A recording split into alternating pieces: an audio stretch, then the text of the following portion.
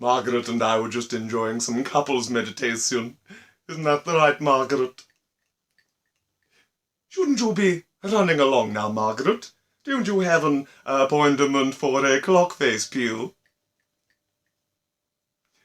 I shall miss you. Oh, that's what happens when the love runs so deep. Welcome to Fictitious Events, the lockdown tapes.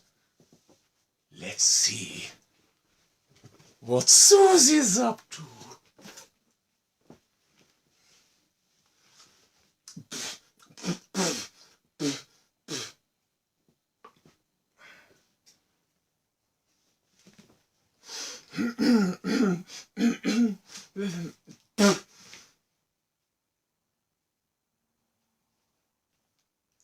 Susie was set in isolation reading the Enid Blyton's Ritual Sacrifice series of novels when, all of a sudden, a medieval knight with a BO problem rolled up at the rectangular entrance to her beloved abode.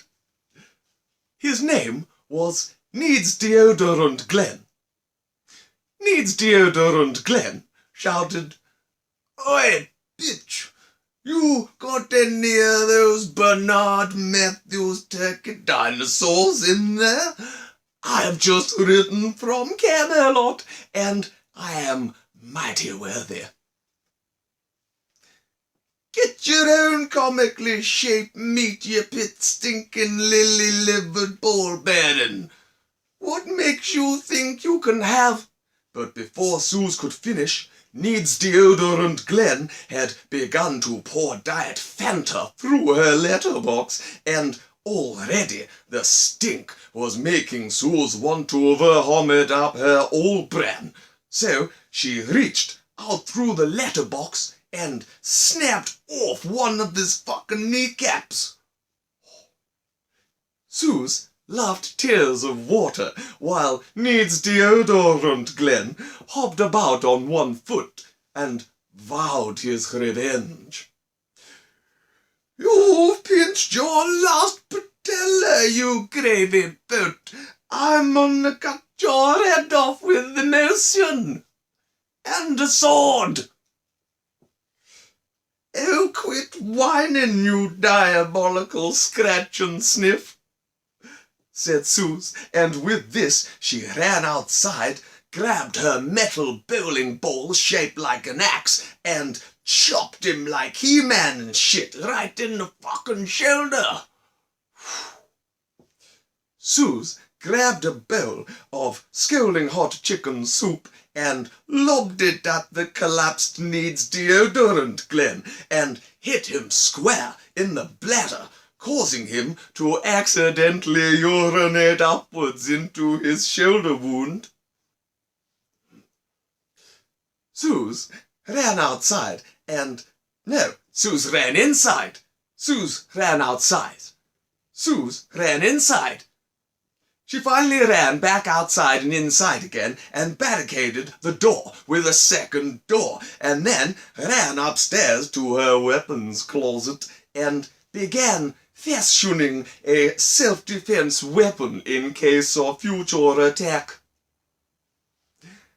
Sooz shit herself with rage, and she heard a second rap at the door. It was the postman, Judith Fivehead. Sooz ran to her window and shouted, "Look, piss off, Judith, I don't have time for your bollocks. I ain't got bear turkey dinos, you know. Hit the road." Judith Fivehead pulled out a ukulele and hurled it at Sooz with malice and seething anger. Sooz dodged the ukulele 'cause she was slick, brick and nest quick. So she ran over to her weapons collection and decided, no, this requires a new form of killing tool.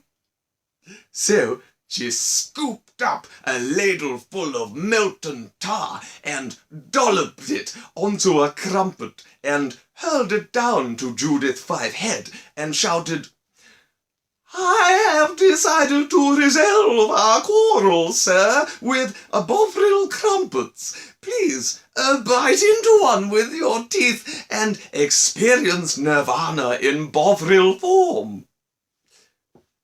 Judith Fivehead picked up the crumpet without noticing that his fingertips had turned to bone because of the molten tar/bovril, and as the crumpet was about to touch his lips, he thought crumpets handed to you by strangers aren't usually this flesh-meltingly hot, and he bit into it, feet first, with his teeth.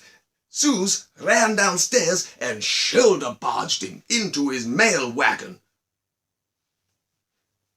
She landed a right hook right upon Judith's scalded lips and cried out, You've been bovriled. Judith Fivehead's face turned to sick, and Sooz skipped back into her house, wishing she hadn't just said you've been bovriled, as it was tar she used disguised as bovril, rendering the pun not actually a pun at all, but just a poorly worded sentence at that. She went inside to grieve at her lack of pun knowledge when she saw her mortal nemesis stood in her bathroom, eating soles with watermelon and digestive biscuits and ketchup. Her name was Antlers Kemp. Antlers Kemp spat out her watermelony soles and cried, Revenge! Finally I shall have my revenge.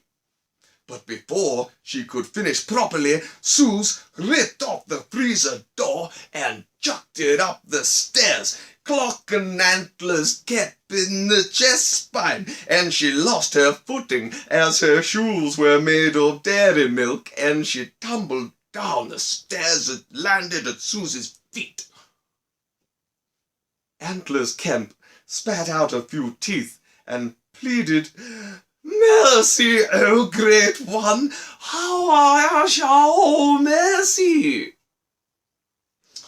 Sooz picked the ice tray up off of the floor and calmly exclaimed, I got that freezer door for my birthday. It was a family heirloom passed down from generations of freezer door enthusiasts. You absolute bastard! And she smacked the kneeling Kemp right across the face, sending ice teeth and face cubes everywhere.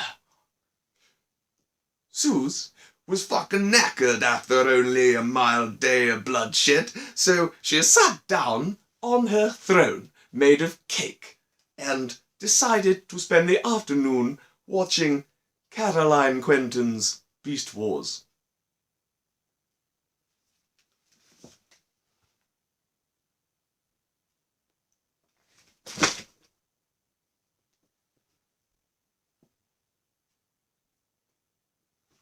Join me next time for Fictitious Events, the Lockdown Tapes.